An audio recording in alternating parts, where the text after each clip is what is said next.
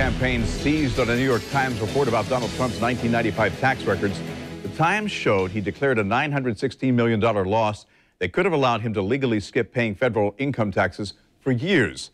The revelations threatened to put the controversy over Trump's refusal to follow recent precedent and release his tax returns at the center of the presidential campaign.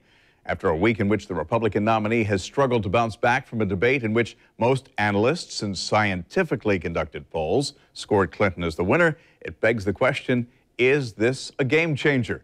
Rick Mullaney from the JU Public Policy Institute here on The Morning Show. Is it? Not necessarily a game changer, but I will say this. As long as the narrative becomes his taxes, and as long as that's the topic, it's not good news for Donald Trump. He needs to shift the conversation. In the debate, what you saw was Hillary Clinton highlight her strengths and go after Donald Trump's weaknesses.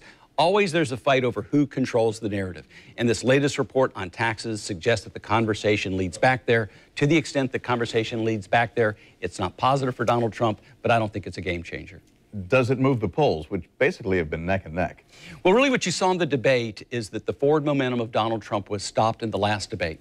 And you've seen a little bit of a bump in the direction of Secretary Clinton. And she's now gotten a little bit of momentum. This adds to that.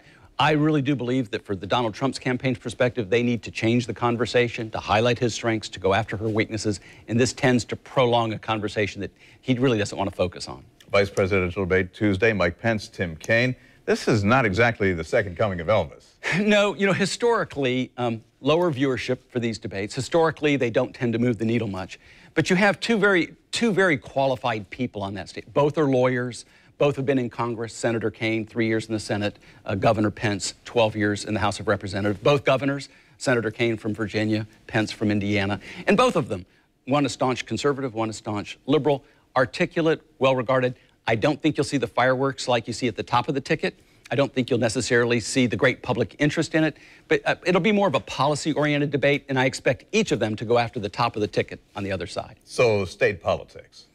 The what? State politics, pretty much. Relatively for them. I think they may surprise people, actually, with how aggressive they may turn out to be in this debate. They're each going to be pushing narratives. Tim Kaine going after Donald Trump. Governor Pence going after Hillary Clinton. It's a debate worth watching, but I expect the viewership to be way down from what you saw in the first presidential debate. Now, Clinton and Trump square off again October 9th in St. Louis. There was no big knockout scored in the first debate. Second debate, did the gloves come off? And I know that the forum is going to play into how this all winds up. I think the town hall format definitely affects the debate. On the one hand, the pundits like to say that Donald Trump likes having an audience and there's the interaction with the audience, but it's a one-on-one conversation. It makes it a little bit more difficult to pivot negatively towards your opponent. But I do expect to see a different Donald Trump. I expect him to push to go more on offense, to try to put Hillary Clinton more on defense. She was very successful in that in the first debate. I think the stakes are now elevated for the Trump campaign going into this second debate. Make no mistake, in the first debate, they did lose their momentum. Hillary Clinton has gotten a little bit of a bump in the polls. That elevates the stakes for the second debate, and Donald Trump knows he needs to perform better in debate number 2. 37 days, I think it is, we discussed until the elections and we cast our ballots. Does anything change any major changes in either campaign? Well, what we've seen before is there's a big ebb and flow. But ebb and flow, it's 2 points, 3 points. And typically, in the last 37 days, historically, you don't see much of a 2 or 3 point swing or 4 points at the most. So big swings, no. But do I think both campaigns will begin to operate a little bit differently? Donald Trump, I think, is going to have more discipline in the message. Hillary Clinton has now gained some momentum. I think she'll continue down the path she is. A little bit early, however, to spike the ball in the end zone. As you've seen, there's an ebb and flow in this, and I expect that to continue. Rick Mullaney, always a pleasure. Appreciate it. You have a good weekend. The vice presidential debate coming up this Tuesday on the stage of Longwood University. Kicks off at 9. News4JAX will cover it on air, also online at news4jax.com.